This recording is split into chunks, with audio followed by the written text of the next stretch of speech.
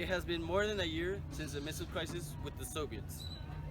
And today, it has been more than a year since the United States had demonstrated that it is more powerful than the communist countries, more powerful than the Soviets, since they decided to retire their missiles from Cuba.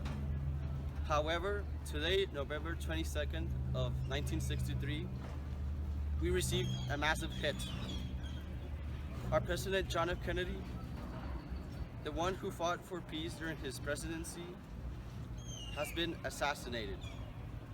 Despite the sadness of this event, the United States will still stand strong. The government is committed to continue Kennedy's plans during his time of reign to grow schools, to protect human rights, and to make the men equal in all eyes, despite of the color of their skin.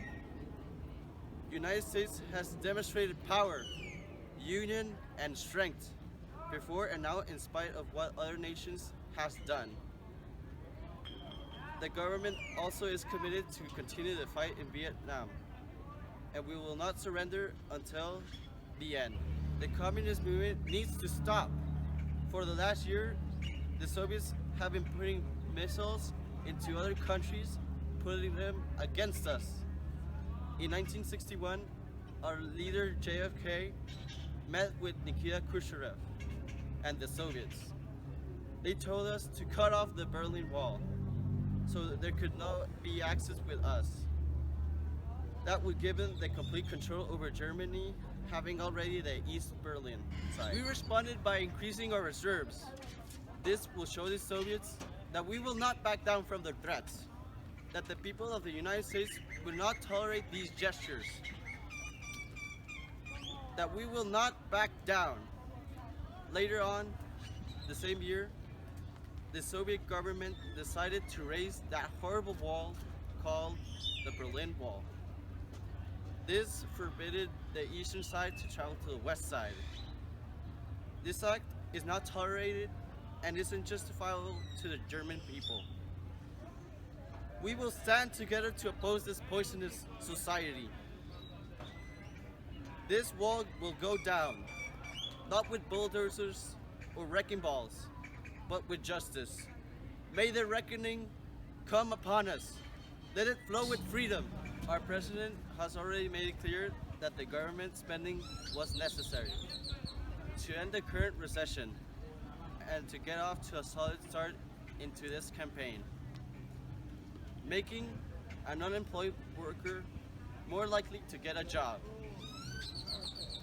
JFK, quote unquote, got us moving again.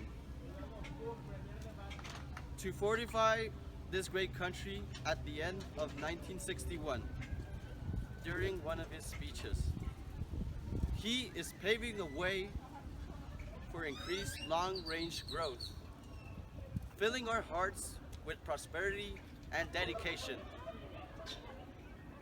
He immediately started pumping billions into the economy, making this a highway to a better society, without any approval from major authorities, because this was the quickest way to put recession to an end. The future only gets brighter. He addressed to the Economic Club of New York in 1962 that he is expanding education, research and development in governmental status. Wants to dedicate his term to cut taxes. Right now, we have an income tax of 91%. We would be looking at his ideal percentage of 65. Huge improvement is on the horizon. This will accelerate the farm goods, tax refunds, and life insurance, making this country more efficient. He created a food stamp and expanded the employment office for a total of 15%. That is more than we ever saw during the United States history. Finally, after all this president has done, he asked the Federal Reserve to use its open market operations to buy treasury notes, keeping long-term interest at a low rate, meaning that we have a bright future ahead of us. The Federal Reserve also has lowered Fed funds to a rate of 4% to 1.98% to lower short-term rates. Ladies and gentlemen, let's make America great!